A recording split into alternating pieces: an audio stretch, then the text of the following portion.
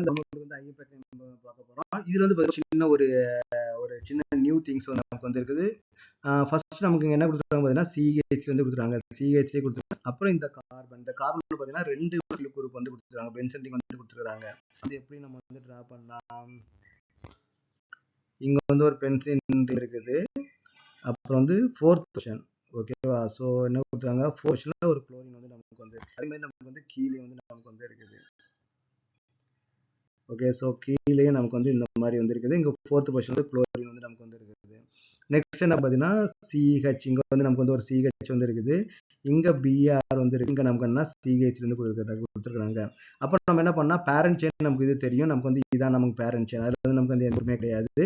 Next நம்ம என்ன பண்ணா நம்பர் கொடுக்கணும். அப்போ நம்பரிங் எப்படி கொடுக்கலாம், right to left, left to ரைட்டும் கொடுக்கலாம்.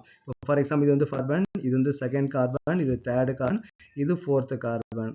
அப்போ ரைட் டு லெஃப்ட் கொடுத்தா நமக்கு வந்து என்ன வரும், இது வந்து ஃபர்ஸ்ட் கார்பன், நமக்கு வந்து செகண்ட் கார்பன், இது நமக்கு வந்து தேர்ட் கார்பன், இது நமக்கு வந்து 4th கார்பன். அப்போ எப்படி சூஸ் பண்றது, அந்த சப்ஸ்டிட்யூட் ரொட்டேஷன் வந்து நீங்க வந்து ஆட் பண்ணி பார்க்கணும். அப்போ கீழே நீங்க ஆட் பண்ணி பார்த்தீங்கன்னு பார்த்தீங்கன்னா 3 + 3 + 2 which is equal நமக்கு என்ன வருதுன்னா 8 வந்து வருது.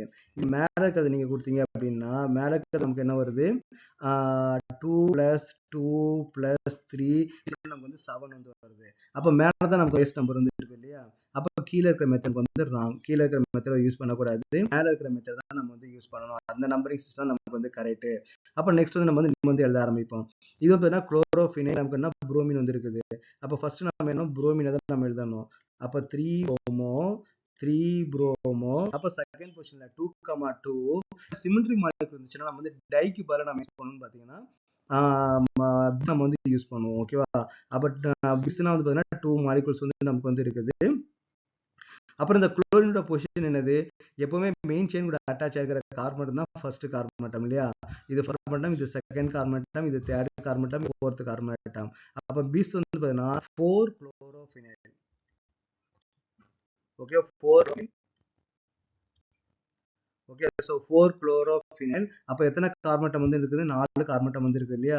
அப்போ நம்ம வந்து பியூட்டேன். ஸோ இதான் நமக்கு வந்து எக்ஸாக்ட் கரெக்ட் ஐயூபேக் நேம். இந்த மாதிரி ஆர்கானிக் சிமெட்ரி மாலிகுல், சிமெட்ரினா மேல ஒன்று கீழே ஒன்று எக்ஸாக்டா சேமா இருக்கும்போது நம்ம என்ன டேர்ம் யூஸ் பண்ணணும் பார்த்தீங்கன்னா பிஸ் வந்து யூஸ் பண்ணணும். இப்போ சப்போஸ் இந்த இடத்துல வந்து 2 குளோரின் இருந்துச்சுன்னு வச்சுக்கோங்க, அப்போ இங்கேயும் நமக்கு வந்து ஒரு டையின் யூஸ் பண்ண வேண்டியது, இங்கேயும் நம்ம டையின் யூஸ் பண்ண வேண்டியிருக்கும். அது தேவையில்லாத காம்ப்ளிகேஷன் நமக்கு வந்து ஃபார்ம் பண்ணணும். அதனால நம்ம என்ன பண்ணுவோம்னா இந்த மாதிரி மாலிகுல் எழுதும்போது பிஸ் வந்து நமக்கு வந்து எழுதுவாங்க.